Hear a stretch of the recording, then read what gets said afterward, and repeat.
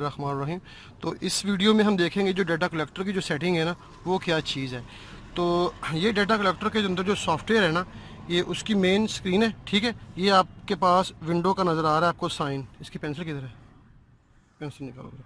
ये इसका कल पेन है। ठीक है, तो ये जो आपको नज़र आ रहा है विंडो का साइन, ठीक है, इसको मैं क्लोज़ करूँ, इसको हम होम पे जाते हैं। ठीक है, तो अगर इसको मैं एक दफ़ा क्लिक करूँगा तो ये जो इसका जो है ना, जो इसकी ये चीज़ है, ठीक है, ये मुश्किल नहीं है। इसकी जो विंडो है ना, इसको मैं क्लिक करूँगा तो ये जो इसका जो मोड है ना इसका, वो चेंज हो जाएगा। यूज़ दिस पिक्चर बैकग्राउंड, इसको ओके करते हैं। ठीक है, ओके करने के बाद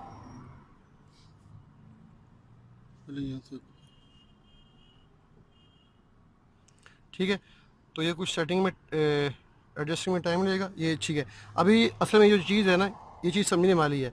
तो इसको अगर हम एक दफ़ा क्लिक करेंगे, ठीक है, तो ये इसका इसने मोड चेंज कर दिया। बाज़ औक़ात ये जो सॉफ्टवेयर होता है वो इस शक्ल में होता है। अगर इस शक्ल में होगा तो आपको परेशान होने की ज़रूरत नहीं है, आपने होम में जाना है। ठीक है, अगर इसमें नहीं है तो आप इसको यहाँ से इसको दबा के इसको चेंज कर लें। ठीक है, चेंज करने के बाद जो हमारा सारा काम है वो इस मैग्नेट फील्ड के अंदर है।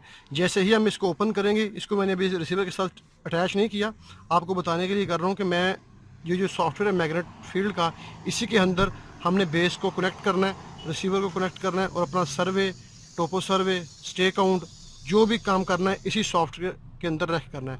डाटा कलेक्टर को ऑन करने के बाद ये आपको ऊपर इसके कुछ साइन नज़र आ रहे हैं, ब्लूटूथ के आ रहे हैं। तो मैं सबसे पहले मैग्नेट फील्ड को यहाँ से ओपन करूँगा।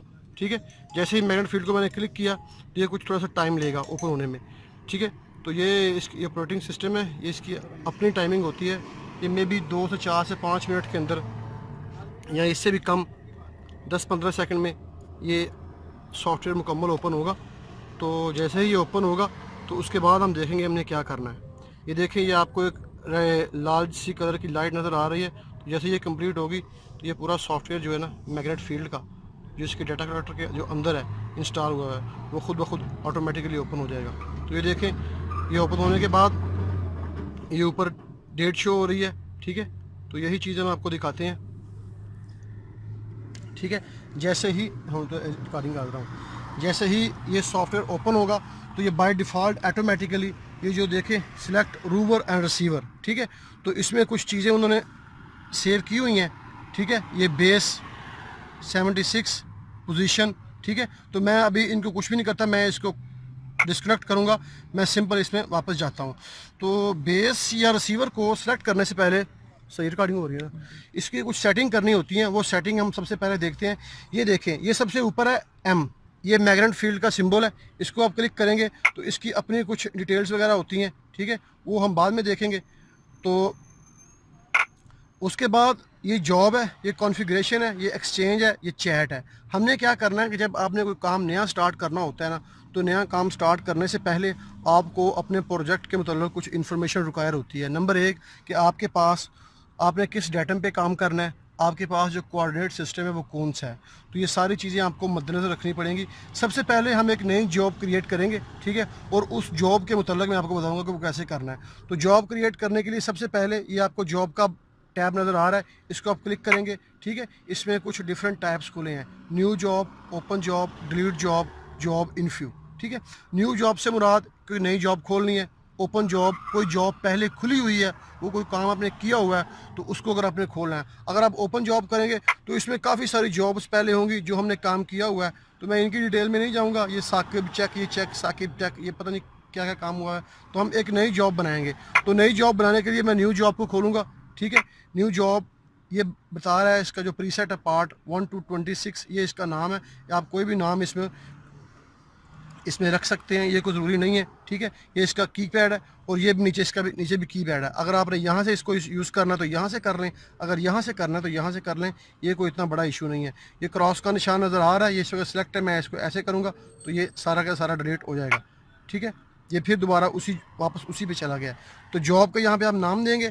जॉब का नाम देने के लिए मैं यहाँ पे कुछ भी लिखता हूँ, टेस्ट, TEST, टेस्ट। मैं ये कीपैड इस्तेमाल कर रहा हूँ। आप यहाँ से इसको क्लिक करेंगे तो आपके पास एक और कीपैड खुलेगा, आप उससे भी इसको क्लियर करें, ठीक है, और TEST टेस्ट, ठीक है, ये आपका जॉब है, कोई भी जॉब हो सकती है। इसको ये इस गुड के निशान से, ये गुड का निशान ऊपर नज़र आ रहा है, ठीक है, इसको आप ओके करेंगे तो ये जॉब आपकी बन गई है। नीचे बता रहा है क्रिएटेड बाय, ये इस जॉब को कौन बना रहा है, ठीक है।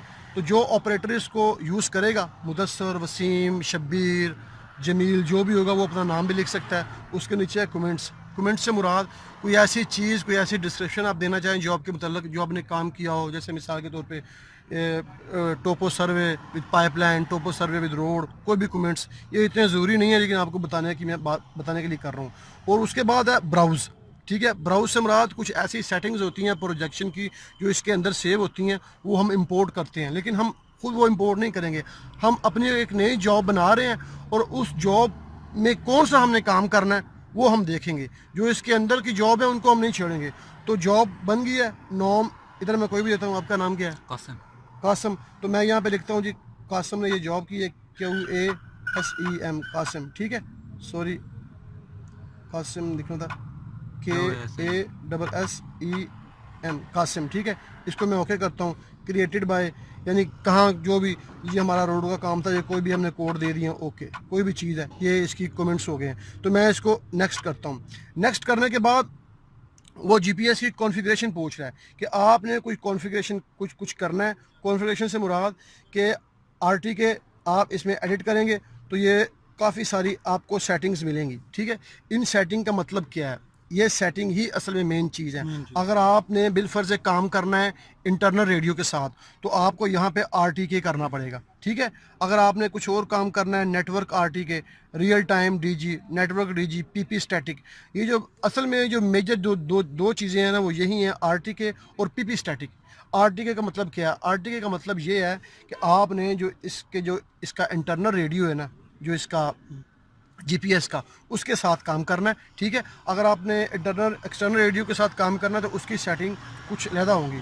तो मैं अपनी वीडियो को यहाँ पे ख़त्म करता हूँ। तो अगली वीडियो में इंशाल्लाह आपसे मिलूँगा। तब तक के लिए इजाज़त दें। खुदा हाफिज़।